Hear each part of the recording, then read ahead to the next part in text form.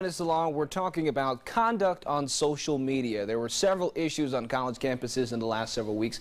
Fort Valley State University put out a statement internally to faculty, students, and parents about cyberbullying using a popular app. And just yesterday, a student was arrested at Texas A&M for terroristic threats. Our legal analyst Jay Davis is here, and also Macon Judicial Circuit District Attorney David Cook. Gentlemen, thank you for coming on with us. Thank you. All right, so let's set this up as if this was a courtroom here. Mr. Cook, we'll start with you. Does a person who feels bullied or threatened on social media have a case?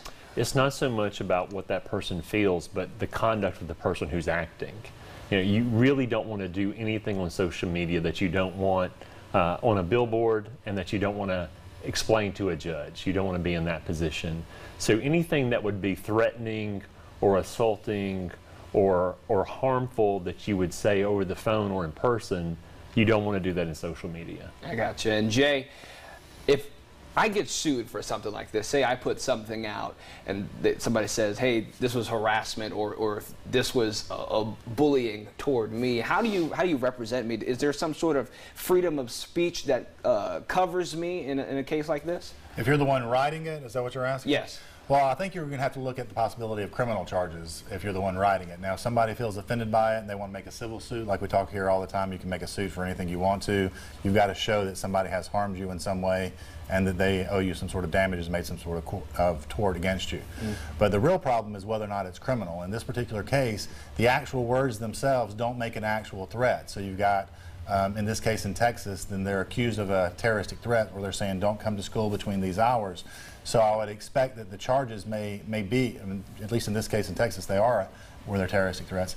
If it were in Georgia, you have to have the threat of some criminal activity. So here I think there is an implied threat, and that would be where the argument wound up.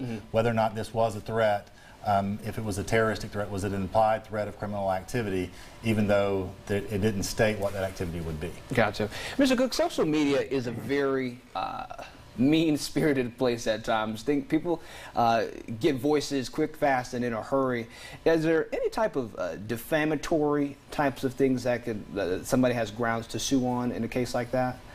Well, I mean, it's just another media the same way, you know, if you said something over the phone or in person or in print, any other place. So yeah, people can be sued if they say something, but I think Jay's right that people need to be more concerned with the criminal law, where people make threats on social media, say I'm going to do so and so to you, or something else that gives rise to criminal conduct. That's the kind of thing that people need to be careful about. Jay, can somebody be sued for bullying?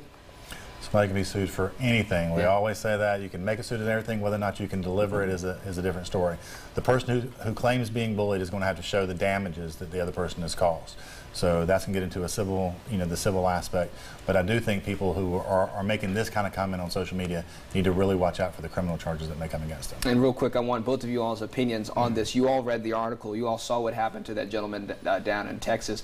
Was what he said, did that warrant an arrest? Did that warrant him possibly having to face a $10,000 fine?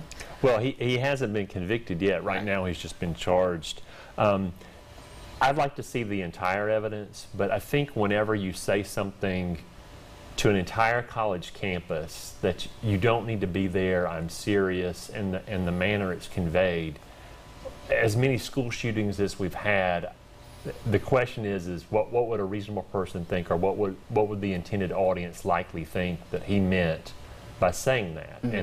And if a court finds that he intended to convey that I'm going to shoot up the place or I'm going to kill people, then he could be on the hook. All right, Jay, real quick.